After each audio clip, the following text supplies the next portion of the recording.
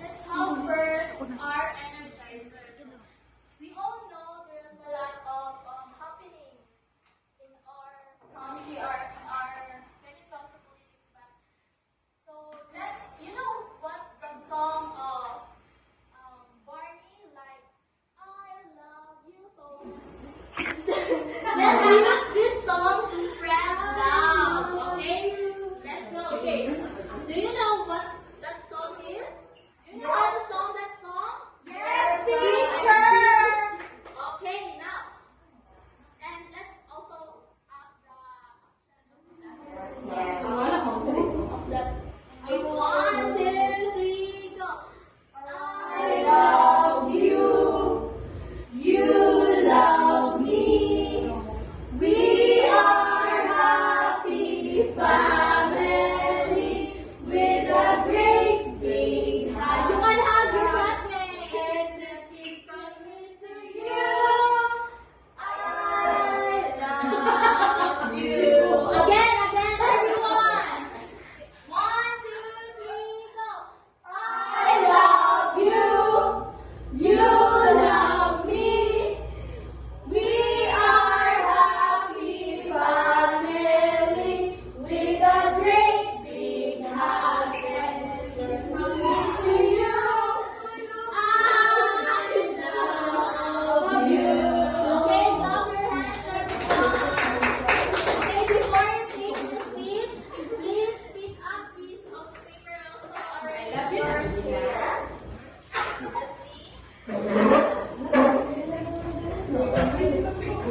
Okay, once again, good evening, everyone. Good evening, ma'am. Again, Jamie, good evening, everyone. Good evening, ma'am. Is anyone absent today? Yes, ma'am. It's Princess. No, I'm here. Princess and Princess. Now I'm teacher Princess. Okay. Okay, please take note who is the absent for today. So, okay, before we proceed to our activity, let's have first a review. So, can anyone tell us what was our topic earlier? Yes, Michelle. It's all about instructional materials, teaching approaches or methods when it comes to teaching the students. We can incorporate the visual aids, stories, narratives, interactive activities so that the students will engaging and for the students who have problems of hearing or eyesight, we can also incorporate other materials. Yes, so our topic earlier is about instructional materials that promotes inclusive, no? Many strategies or many instructional materials that we can use to have an inclusive learning environment. So, before we proceed to our next agenda, so here's our classroom rules. So everyone is read our classroom rules. Raise your hand to speak. Use kind words and actions. Look and listen attentively. Ensure your work is completed on time. Stay safe and follow directions. So I hope you read and be attentive to our class and also follow our classroom rules. So now let's have our activity. So I will divide it into two groups. So first I will give you a first. So please count 1 to 2. 1,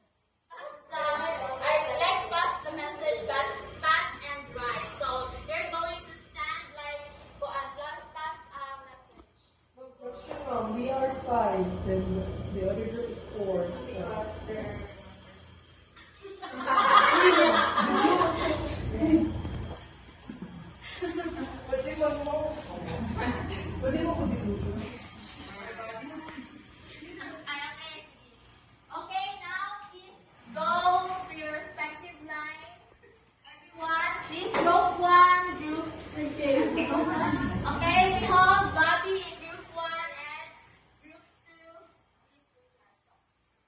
Now, so the other members should face at the back. Let's have first try out. Okay? So wait. So use your paper and use your paper. Last member, please. Mental pen.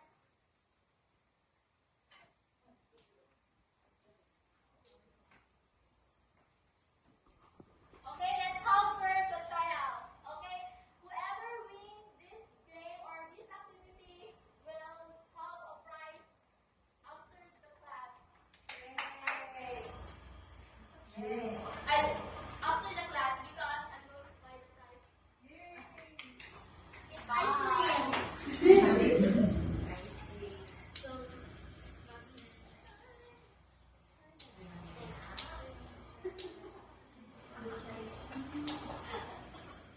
okay, please everyone.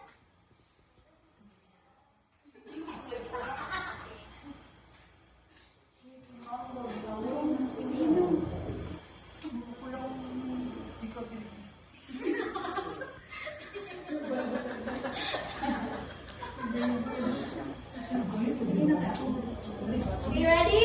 Yes, ma'am. But the representative is not ready. Okay, ready? Rosel, are you ready? Yes. Bobby? Yes. Okay, ready? Get set, go. So this is trial.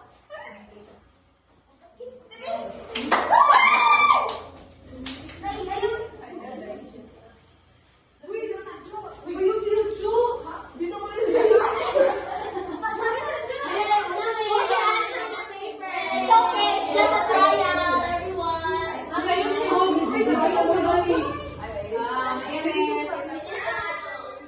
This is whiteboard.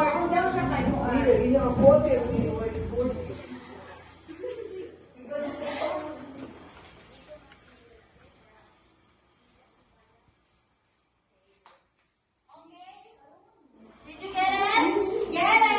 So, present is a trial. So, the correct answer is communication skills. But, Subukan na lupis ulit. so now, it's the final round. Are you ready? Yes, ma'am. Yes, we are.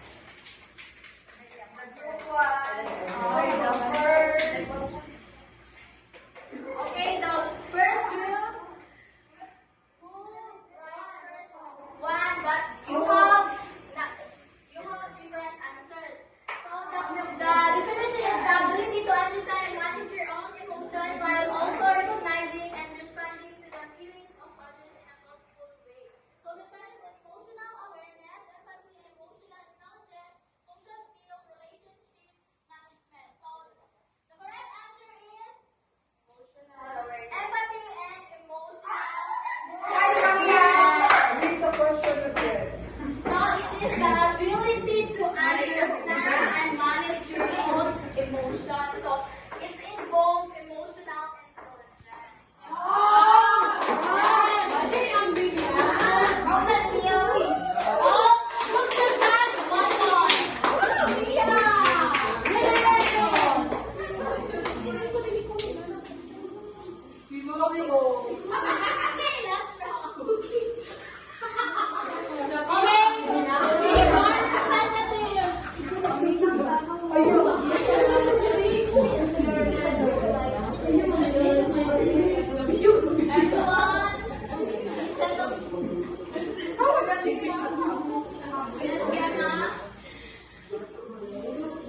Everyone, please.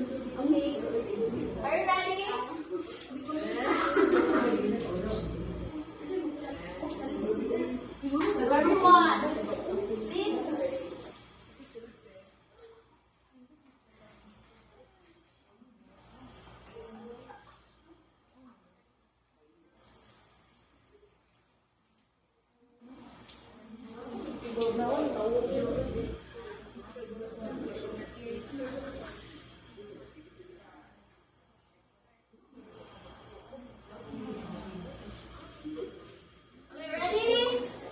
Get set. Go!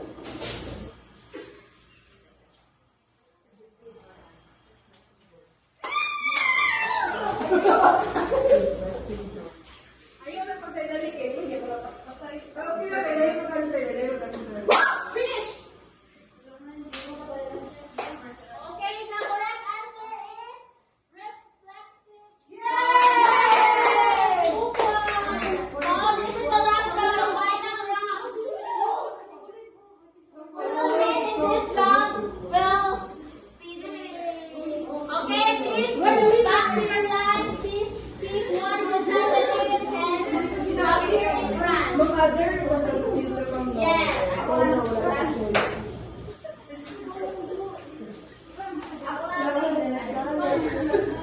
Okay, please, everyone.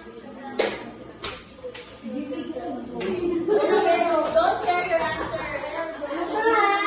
Okay.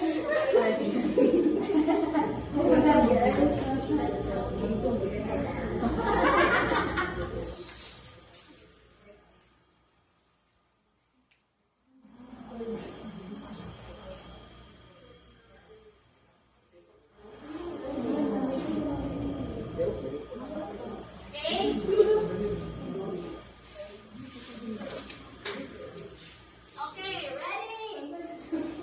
Get set, go!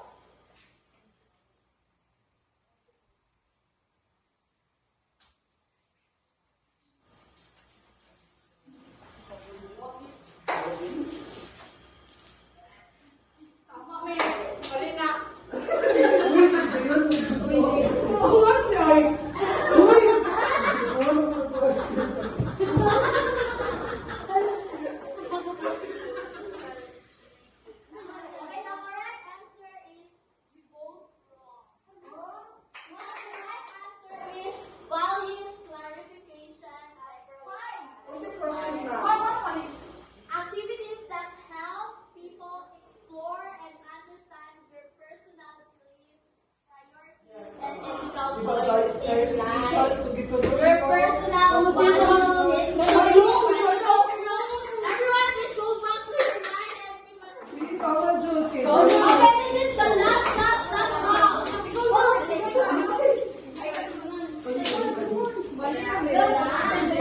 if you're ready, everyone.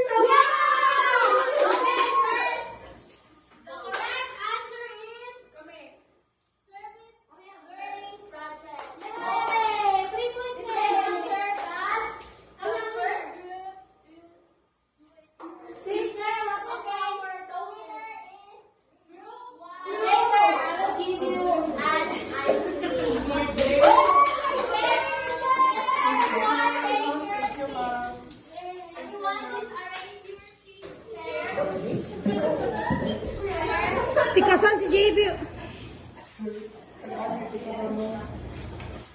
I have here a process questions. So, what challenge did you encounter while relaying the answer, and how did you overcome them? So, group 2. Yes. So, what challenges did you encounter, and how did you overcome them? Some of the questions are a bit confusing, so we do wrong answers.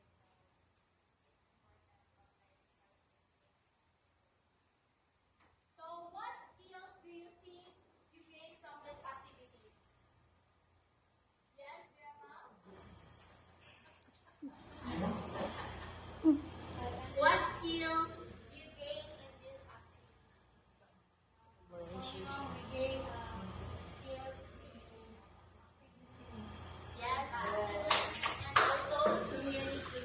It's like communication skills. So if there is communication skills, so we should have active listening skills. So how does this activity help develop communication, critical thinking, and values in learning? So let's relate this on values. Becky, I think you have something to share. So how does this activity help develop communication, critical thinking, and values in learning? Values in learning. This activity help us to have connection or communicate with each other. Some of us are bungol. So we will listen or pass the message well. But we listen carefully to the one person and we come up with that. Yes, so this activity enhance our master skills, our communication, critical thinking, and active listening skills. So we should have these skills, no? So this helps students to have an understanding on values education. At the same time, to build and to mold their cognitive and affective skills. So, what do you think our topic for today? Do you have any idea what is our topic for today? Yes, JB? I think our topic for today is the instructional materials appropriate in the development of math skills and I'm not sure the rest now, but it's for on math skills. Okay, our topic for today is about, everyone, please read.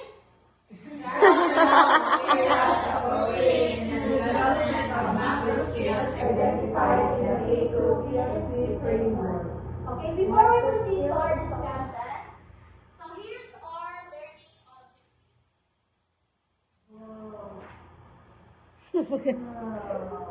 Okay, wait for a minute, we can.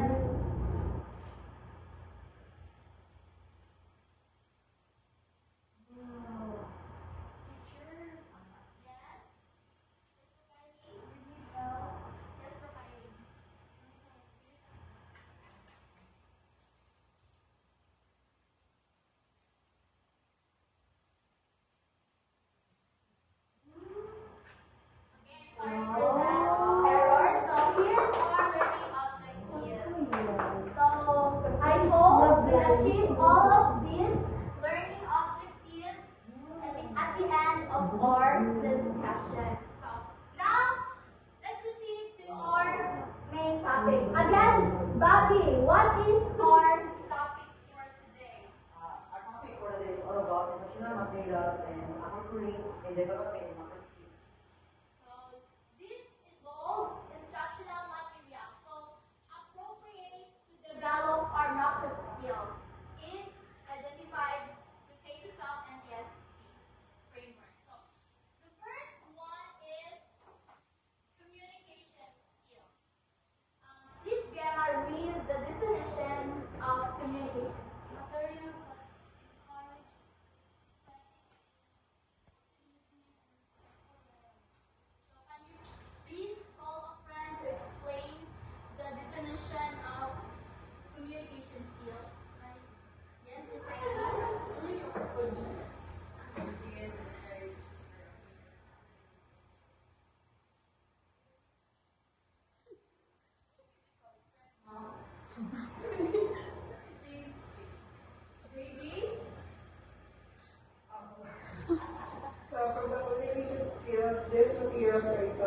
express their opinions from the lessons itself. So when we are using IMs, we should use materials that is not just giving information, but it's also engaged with the students itself. So it's more engaging that we can express our opinions and we can listen actively and we can have a respectful dialogue. Yes, we should have an effective communication learning environment. So here's the examples of communication skills. So here's the this is the activities that we can use to have communication skills to promote communication skills. So please, Monica, read the example. So the example of communication skills is classroom presentation, group discussion, storytelling activity, and think, pair, share. Yes. So do you have any idea what activities that we can use to have communication skills? Any activities aside of this example? Yes, role playing. Role playing, yes, we can also have communication in role playing. Debate. Yes, debate. Pass the message like what we do earlier. So now let's proceed to critical thinking. Okay, Michelle, please read critical thinking. Critical thinking. Activities that prompt students to analyze moral dilemmas, evaluate consequences, and ethical decisions. Can you please call a friend to explain this? Leslie and that is yes, Leslie.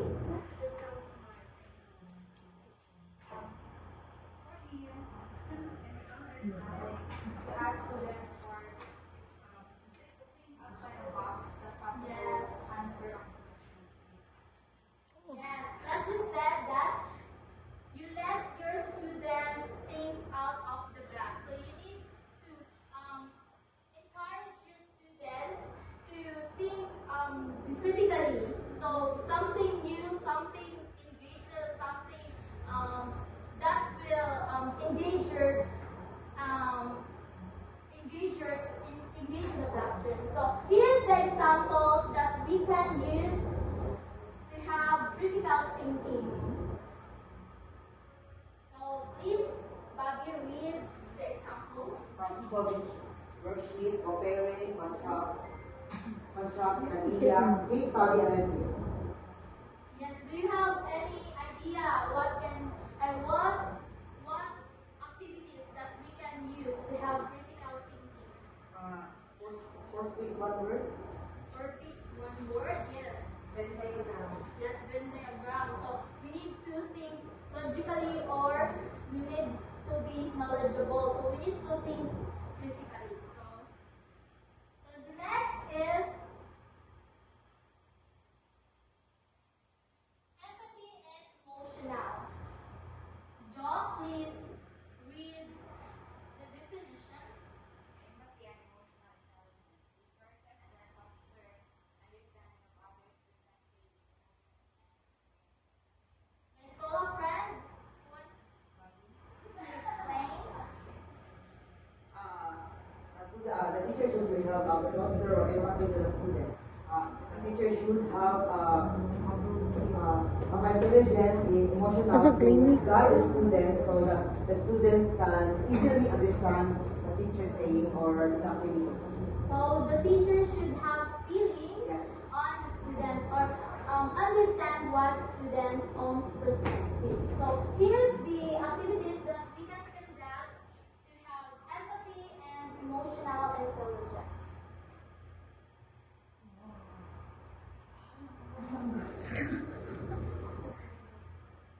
Yes, Rosal, please read the examples. Example, role playing, share personal experience, watching, and discussing short stories. Yes, do you have any idea what other activities that you can propose in this empathy and emotional intelligence? Yes, JB, do you have idea? One of the best examples for this one is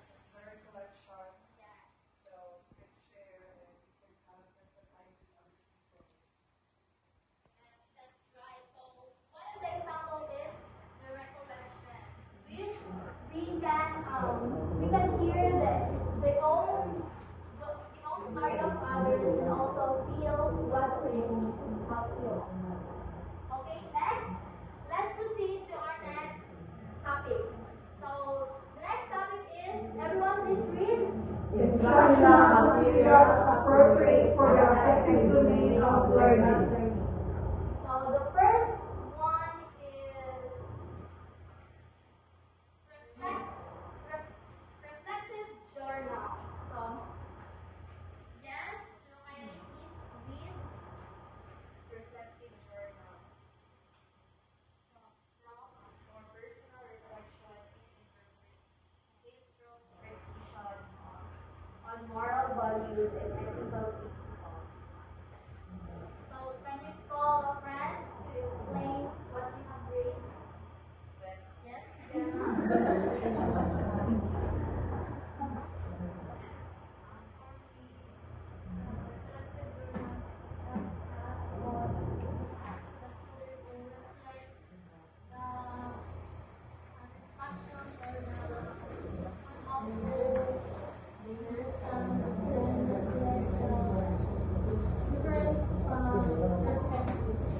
Yes, reflective journals which we can share our own perspective or personal reflection on that specific topic. Okay, the example activities that we have is, yes, Bobby, do you have something to share?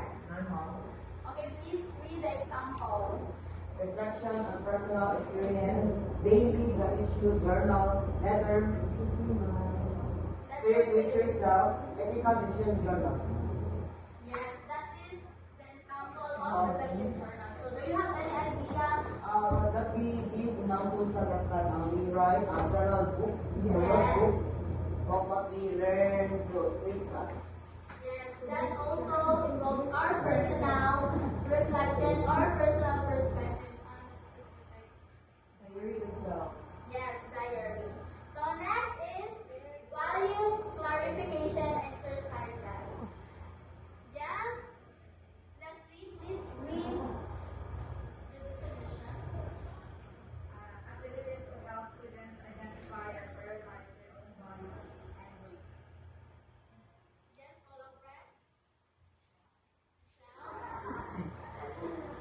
So values clarification exercises activities to help students identify and prioritize their own values and beliefs. For example,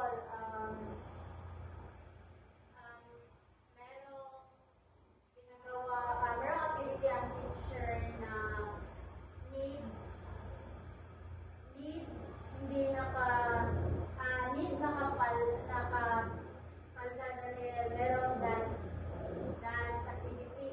So we need to respect the other beliefs, like there are Muslims, they don't need to dress like the short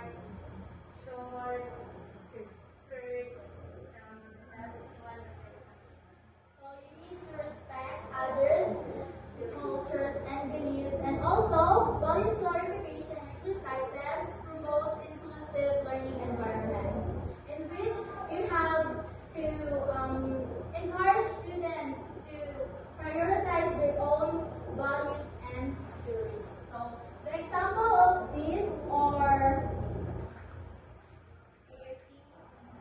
example. So the example is this. Bobby, please read. Virtually, Wait, this is not the example. Okay, since the example is not very clear. I'm sorry. Class. personal belief statement, rating a personal code of ethics, group discussion on moral scenario. So do you have any idea what activities that we can conduct if to have values clarification exercises? Dance group walk, Yes. dance group. Like, Yes. just like Miss Share. Fisher said, we should believe, respect the Muslims or any other religions that don't believe in using a skirt or sandals. Okay, so the last one is service learning project. So JB, please read and explain. Opportunities for students to apply values in action for community service and outreach initiatives. So, one of the best examples here are the activities that we have done before. We went to Sakalab to, experience the life with the people who had disabilities. So, with that alone, we experienced the hardships and we have learned their experiences in committing, excellency in their association. Yeah, so here's also an example of service learning project. So please, Rosal, read the example. Here, fundraising for a social cause, environmental campaign, community cleanup. So like what JD said earlier, one of the example of service learning project is like what we do before when we go in Sakadab, right? Yes, So ma'am. we conduct community service on that. Okay? So do you have any questions or clarifications? None so far. Then give me one instructional materials that you can adapt to have service learning project. Yes, virtually Okay, since we are done to our discussion, let's proceed to our next activity. Are you ready? Yes, ma'am. Okay, I will divide you into 3 groups. So, first, I divided you first in 3 groups. Please count 1 to 3. 1, 2, 1. 2, 3. 1, 2, 3. Okay, please, group 1, form a circle. Group 1, group 2, group 3.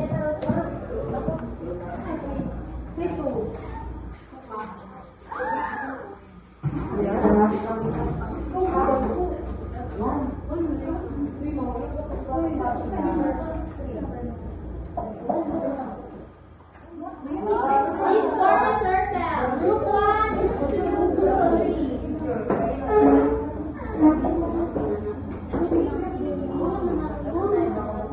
Since we are already done to our discussion, I think you all know what are the instructional materials that we should conduct or we should have to have values education. Okay, so you have already idea what are the possible activities that we can conduct. Okay, what are you going to do is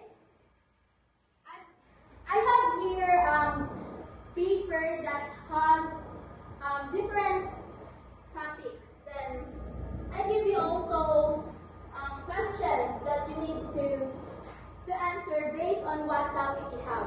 Understand? Yes, ma'am. Okay, you can share with your group mates and try to reflect what strategies or specific values that you will have in that specific activity. Okay, group 1, group 2.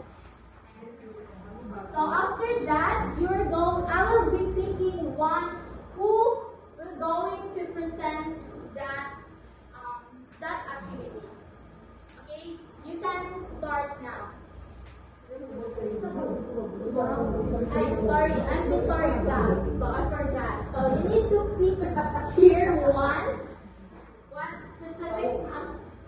what specific topic you'll be having.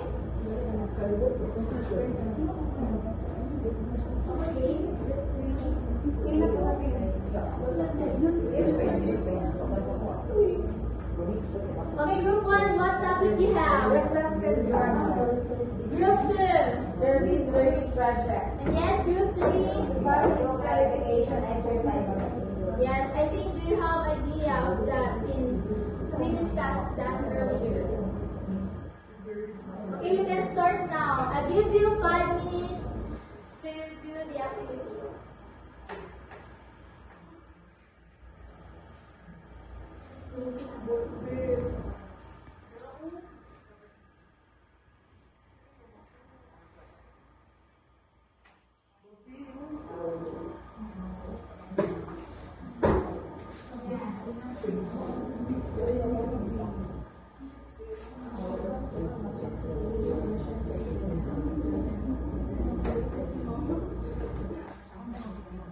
Okay, Ram.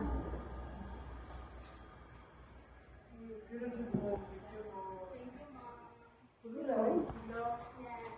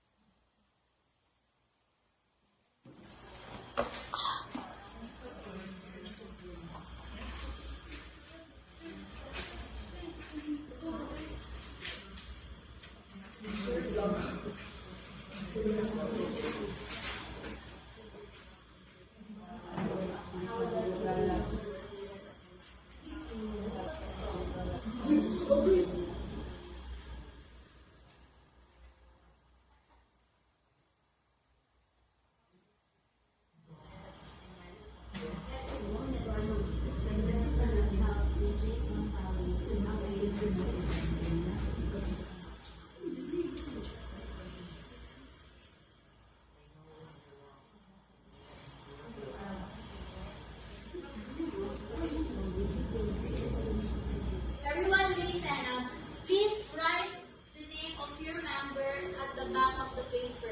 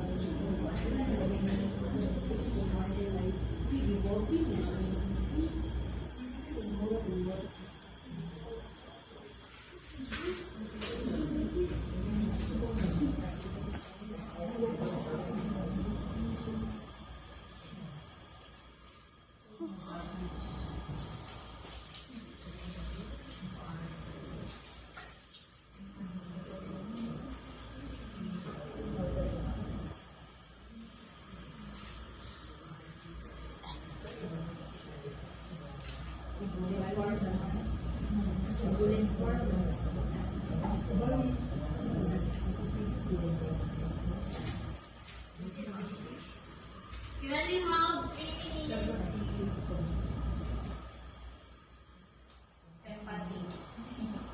Oh.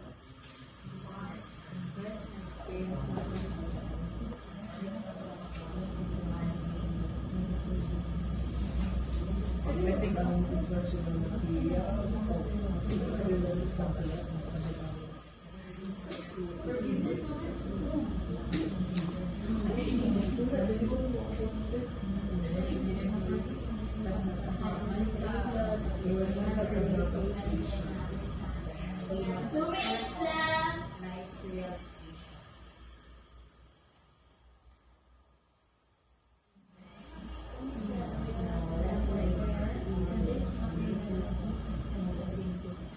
You're done. You can touch your paper now.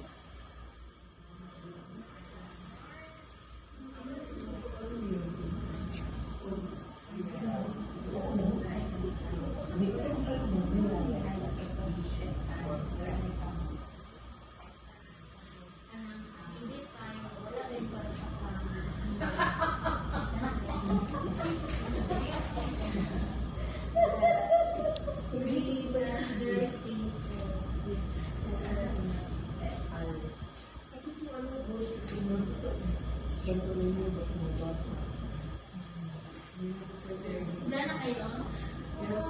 Then pass the paper. I put your name here.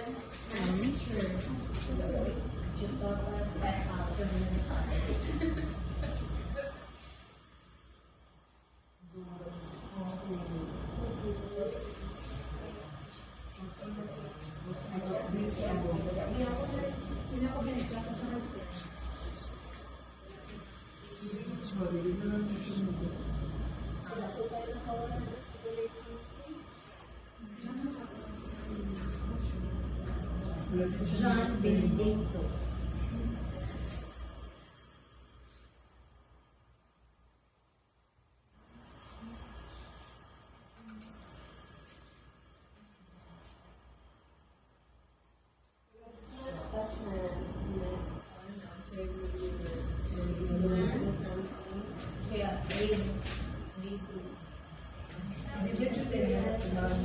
John Benedicto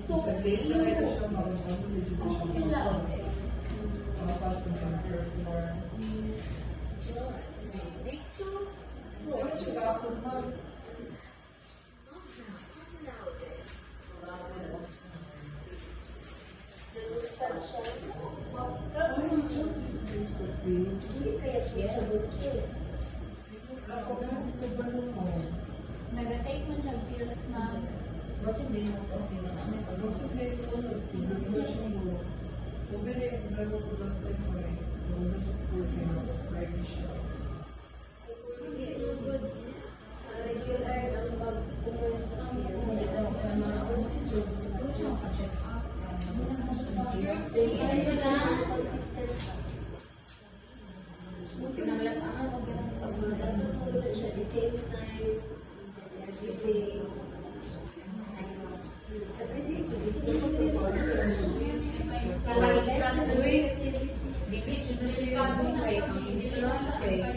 Ang ilan buto biya. Bawal na kapal sa buka.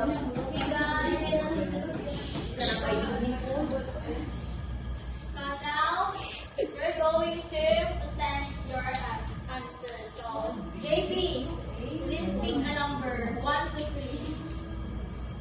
3 round. So let's have Leslie. Read your answer. Explain. Yes. Read first the question, then your answer. Okay, so Explain. how does this instructional material help in shaping values education? So our answer will be reflective journals help in shaping values in a way that the student will know their mistakes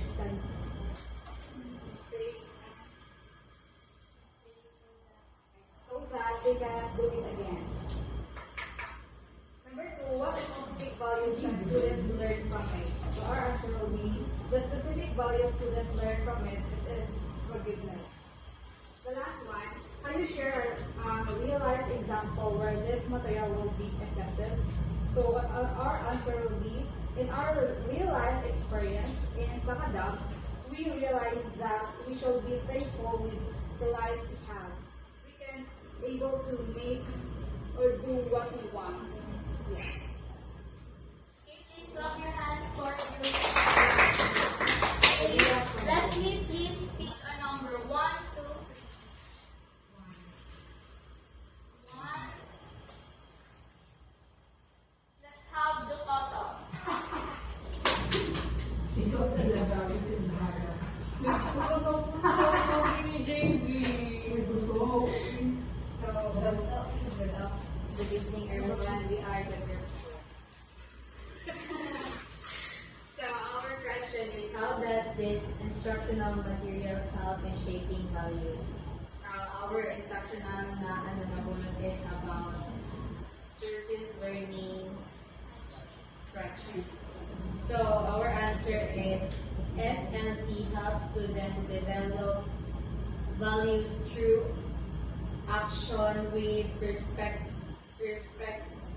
participation for difficult service learning. We Different? different service learning. Oh, June. Difficult. Ay, difficult. Different? Different po eh. Wala, siya ko kasama na. Different service Can learning. you help? Gituyo mo dyan na niya.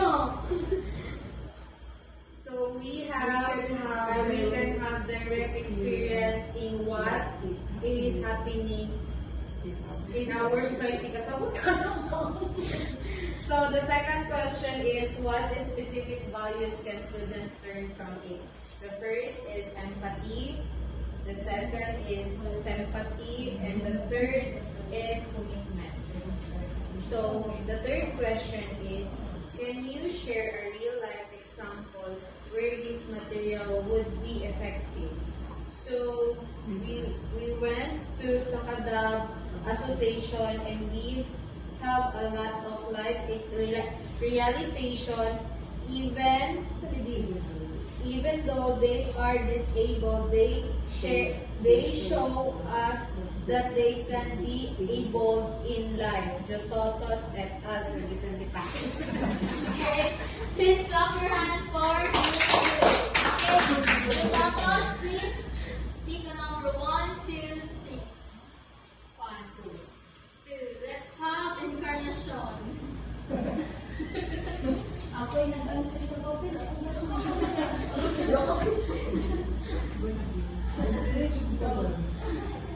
So our chosen instructional materials is the value clarification exercises, and the first question is, how does this instructional material help in shaping values?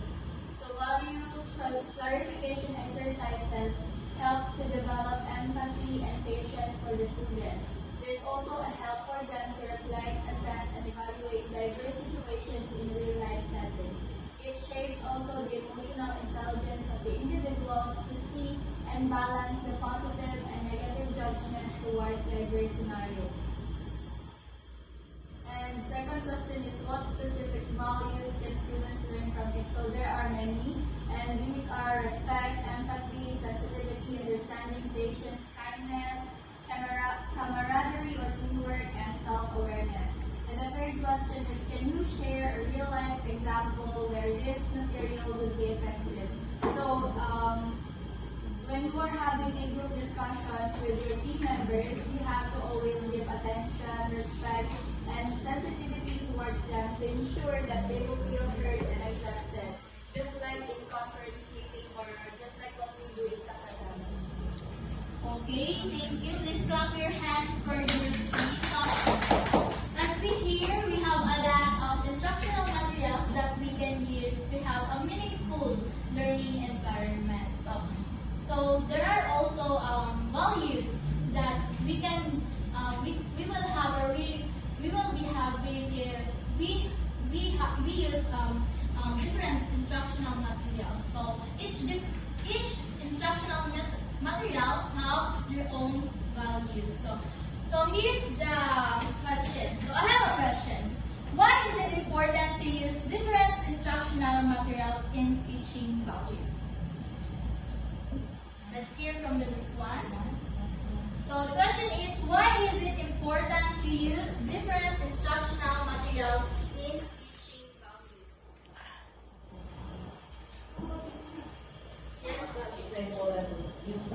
students because we also have a different kind of students, like visual students or listening students na mas hindi nila mag-tingin or iba naman na naghindihan nila sa pag-inig. So, as a teacher, you should have a different session of class so that we can teach or so we can teach them better. Yeah, so we should consider the differences or the students' differences. Okay. So the next question is, how can instructional materials make learning values more meaningful? So again, how can instructional materials make learning values more meaningful? Yes, from the group 3, Rosal.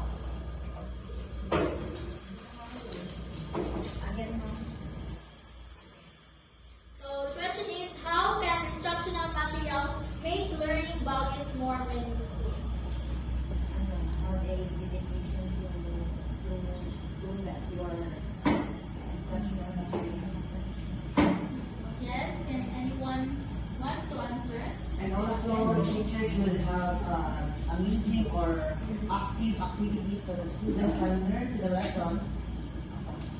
So you should have effective activities or instructional materials that suit on your learning environments. Okay? Do you have any question or clarification about our discussion and activities? Not so far. Okay, now let's proceed to our assessment. So I have here your assessment. So you're going to write your name, section, and date. Individual. This is an individual.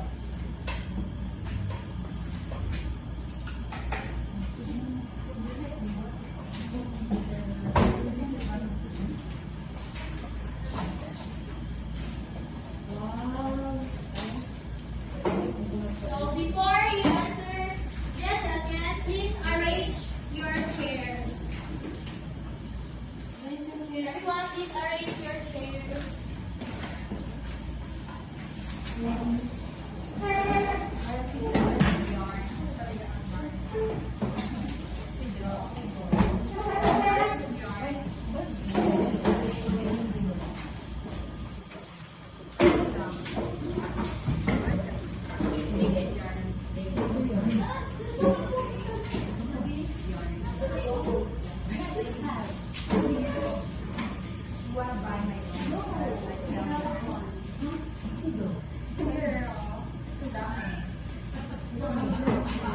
Okay, you only have 3 minutes to answer your assessment. So please start now. Everyone, please listen.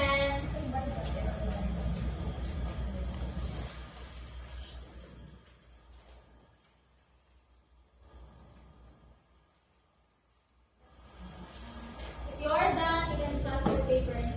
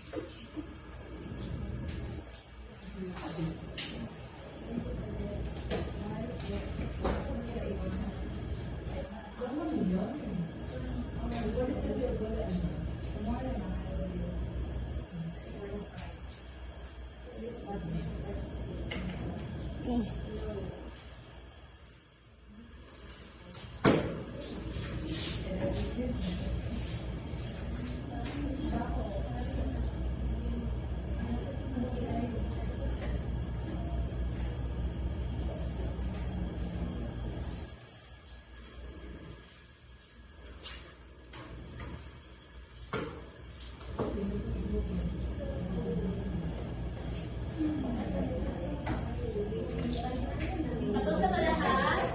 Yes, ma'am. Okay, before we go home, so here's your assignment. So everyone, please read your assignment.